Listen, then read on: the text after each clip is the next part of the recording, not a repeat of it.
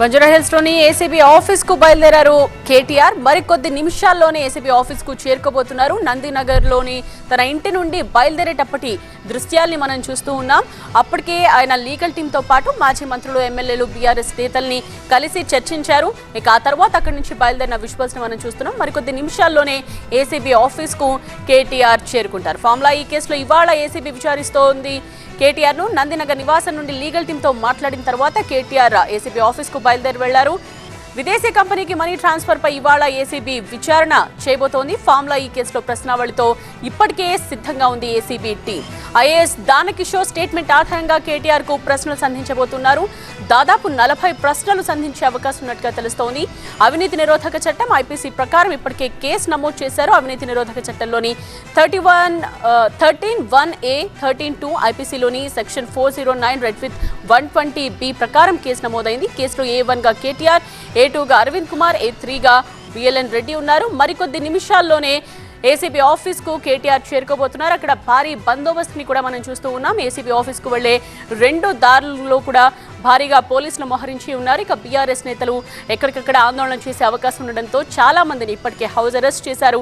కౌశిక్ రెడ్డితో పాటు చాలా మందిని ఇప్పటికే పోలీసులు హౌస్ అరెస్ట్ చేశారు. మరి ఏసీబీ విచారణ ఎలా సాగనుంది, ఎంతసేపు సాగనుంది అన్నది కూడా చూడాల్సిన అవసరం కనిపిస్తోంది. 40 ప్రశ్నలతో టీం రెడీగా ఉంది కాబట్టి సుదీర్ఘంగా విచారణ సాగే అవకాశమే కనిపిస్తూ ఉంది. 10 గంటలకు రమ్మని ఏసీబీ ఇచ్చిన నోటీసుల కారణంగా ఏసీబీ ఆఫీస్కు కొద్దిసేపటి క్రితమే కేటీఆర్ బయలుదేరారు. నందినగర్ నుండి కేటీఆర్ బయలుదేరినప్పటి విజువల్స్ని ఒక బాక్స్లో మనం చూస్తూ ఉన్నాం. అదేవిధంగా ఏసీబీ ఆఫీస్ దగ్గర ఉన్న సిచ్యువేషన్ని కూడా చూడొచ్చు.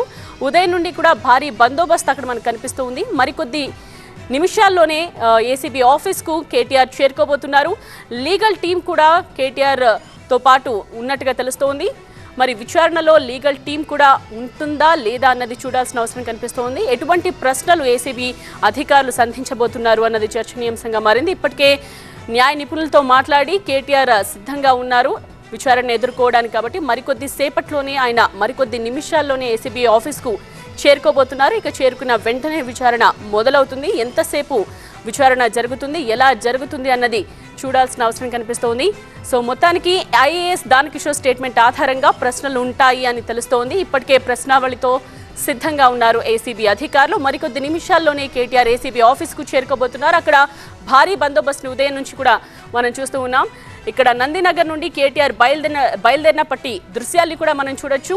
సో కేటీఆర్ని కలవడానికి మాజీ మంత్రులు, ఎమ్మెల్యేలు, బీఆర్ఎస్ నేతలు భారీగా నివాసానికి చేరుకున్నారు. కేటీఆర్ వారందరితో కూడా మాట్లాడారు. అలాగే నిన్నటి నుండి లీగల్ టీంతో టచ్లోనే ఉన్నారు. వాళ్ళందరితో చర్చించిన కేటీఆర్ ప్రస్తుతం ఏసీబీ ఆఫీస్కు వస్తున్నారు. మరికొద్ది నిమిషాల్లోనే అక్కడికి చేరుకునే అవకాశం కనిపిస్తోంది. ఏసీబీ కార్యాలయంలో అధికారులు కూడా సిద్ధంగా ఉన్నారు ప్రశ్నావళితో. సో 40 ప్రశ్నలతో టీం రెడీగా ఉన్నట్టుగా తెలుస్తోంది. ఈ ప్రశ్నలన్నిటికీ కేటీఆర్ ఎటువంటి సమాధానం చెప్తారు అన్నది చూడాల్సిన అవసరం కనిపిస్తోంది. చాలా సుదీర్ఘంగా అయితే ఏసీబీ విచారణ సాగే అవకాశం ఉన్నట్టుగా తెలుస్తోంది. ఫార్ములా ఈ కేసులో కేటీఆర్ను ప్రశ్నించనున్నారు ఏసీబీ అధికారులు.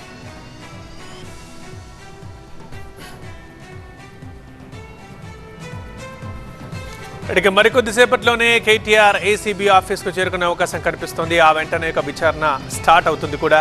అటు మా principal correspondent Praneetha ACB office దగ్గర ఉన్నారు. ఒకసారి ఆమెని కన్సల్ట్ అవుదాం. ప్రణీత, ఇప్పుడు విచారణలో కేటీఆర్ ఒక్కరినే ప్రశ్నిస్తారా? అండ్ లీగల్ టీమ్ సపోర్ట్ ఏమైనా కేటీఆర్ తీసుకోవచ్చా?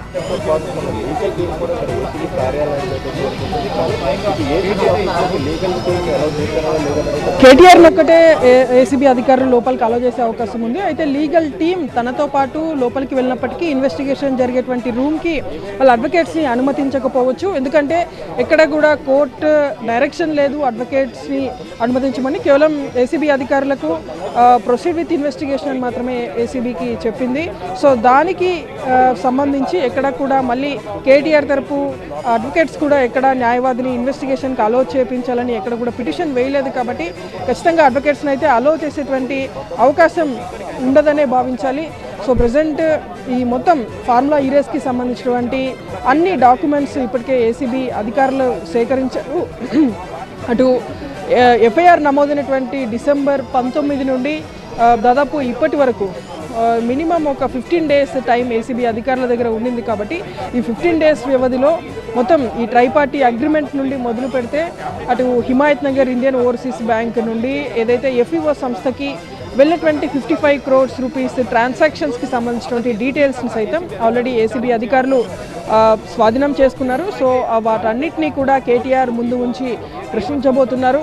అయితే ఇందులో ప్రధానంగా ఏసీబీ నమోదు చేసినటువంటి సెక్షన్ల పైన హైకోర్టులో 2 విచారణల సందర్భంలో కూడా చాలా తీవ్ర విచారణ జరిగినటువంటి విషయం మనకు తెలిసిందే. ప్రధానంగా 409 ఐపీసీకి సంబంధించి గతంలో ఉన్నటువంటి ఐపీసీ సెక్షన్ 409 ప్రకారం ఎక్కడ కూడా అధికార దుర్వినియోగానికి కేటీఆర్ పాల్పడలేదు అనేటువంటి అంశాన్ని ఆయన తరపు అడ్వకేట్స్ చెప్పినప్పటికీ అటు ప్రభుత్వం తరపున స్వయంగా అడ్వకేట్ జనరలే వాదనలు వినిపించారు. 409 కేటీఆర్కి వర్తిస్తుంది. ఒక ప్రజాప్రతినిధిగా ఉంటూ ఒక పబ్లిక్ రిప్రజెంటేటివ్గా ఉంటూ మొత్తం ప్రజలకు సంబంధించినటువంటి నిధులు దుర్వినియోగానికి పాల్పడ్డారు. అధికార దుర్వినియోగానికి పాల్పడినటువంటి దానికి సంబంధించినటువంటి ఆధారాలు తమ దగ్గర ఉన్నాయి అనేటువంటి విషయాన్ని అడ్వకేట్ జనరల్ కూడా గతంలో కోర్టుకి చెప్పారు. సో ఇప్పుడు ఏసీబీ పెట్టినటువంటి ఈ సెక్షన్స్కి సంబంధించినటువంటి ఆధారాలు అన్నీ కూడా ఏసీబీ అధికారులు కేటీఆర్ ముందు ఉంచి ఆయనని ప్రశ్నించబోతున్నారు. మొత్తం ఒక 30 to 40 క్వశ్చన్స్ని ఏసీబీ అధికారులు సిద్ధం చేసుకున్నారు. ఆల్రెడీ ట్రైపార్టీ అగ్రిమెంట్ పేపర్స్ 2 సార్లు అగ్రిమెంట్ జరిగినట్టు తెలుస్తుంది. ఒకటి 2022 అక్టోబర్ 25న మొదటి అగ్రిమెంట్ జరిగింది. ఆ తర్వాత ఎన్నికల కోడ్ అమల్లో ఉన్నటువంటి రోజున ఎన్నికల కోడ్ అప్పటికి రాష్ట్రంలో అమల్లో ఉంది. 2023 అక్టోబర్ 30న మరొక అగ్రిమెంట్ చేసుకున్నారు. సో ఎన్నికల నిబంధనకు ఇది పూర్తిగా విరుద్ధం, ఎన్నికల కోడ్ని ఉల్లంఘించారు అంటూ ఏసీబీ ఎఫ్ఐఆర్లో కూడా పేర్కొన్నది. అయితే ఎలక్షన్ కమిషన్ దృష్టికి సైతం ఈ అంశాన్ని తీసుకెళ్లే విధంగా ప్రయత్నాలు కూడా జరుగుతున్నాయి. సో ఇప్పటికీ ఉన్నటువంటి దర్యాప్తు స్టేజ్లో మొత్తం అన్ని ఉల్లంఘనలకు సంబంధించినటువంటి ఎవిడెన్స్ అంతా కూడా కేటీఆర్ ముందు పెట్టి ప్రశ్నించనున్నారు. సో దానికి కేటీఆర్ ఇచ్చేటువంటి ఆన్సర్స్ ఆధారంగా ఫర్దర్గా ఈ నెల 8న అరవింద్ కుమార్తో పాటు 10వ తారీఖున చీఫ్ ఇంజనీర్గా ఉన్నటువంటి బిఎల్ఎన్ రెడ్డి వీరిని సైతం ఏసీబీ ప్రశ్నించనుంది. అయితే ఈరోజు జరిగేటువంటి విచారణ కంప్లీట్ క్వశ్చన్ అండ్ ఆన్సర్ వరకే పరిమితం అవుతుంది. ఈరోజు ఎక్కడ కూడా అరెస్టులు ఉండవు. ఎందుకంటే ఆల్రెడీ హైకోర్టు డైరెక్షన్ ఉంది నాట్ టు అరెస్ట్ అంటూ.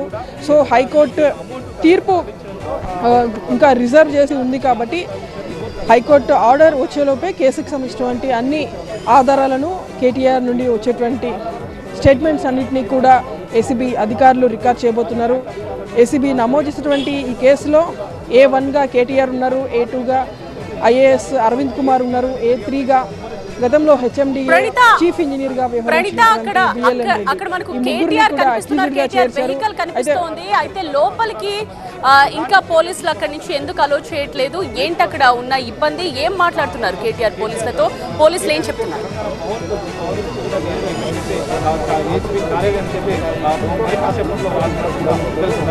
అయితే ప్రెసెంట్ ఇంకా మెయిన్ రోడ్ మీద కేటీఆర్ కాన్వాయ్ ఆగినట్టు తెలుస్తుంది. ఇంకా ఏసీబీ ఆఫీస్ వైపు టర్న్ కాలేదు. సో ప్రజెంట్ మీరు చూసినటువంటి విజువల్స్ అంతా కూడా మెయిన్ రోడ్ మీద అంటే టువర్డ్స్ ఏసీబీ ఆఫీస్కి వచ్చేటువంటి రోడ్ నెంబర్ 12 నుండి వచ్చేటువంటి రోడ్ లెఫ్ట్ తీసుకోవాల్సి ఉంటుంది. సో ఆ లెఫ్ట్ టర్నింగ్ ఇంకా కేటీఆర్ వెహికల్ తీసుకోలేదు. సో ప్రజెంట్ అక్కడ మెయిన్ రోడ్ మీదనే పోలీసులు స్టాప్ చేసినట్టు తెలుస్తుంది. ఎందుకంటే వెనకాల ఉన్నటువంటి వెహికల్స్ ఆయనతో పాటు ఆయనకి మద్దతుగా కొంతమంది లీడర్స్ వచ్చినట్టు తెలుస్తుంది. సో ప్రజెంట్ వాళ్ళందరినీ కూడా పోలీసులు అక్కడే నిర్వహిస్తున్నారు.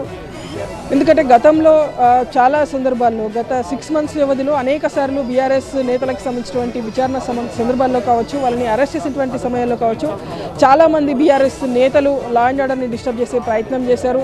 సో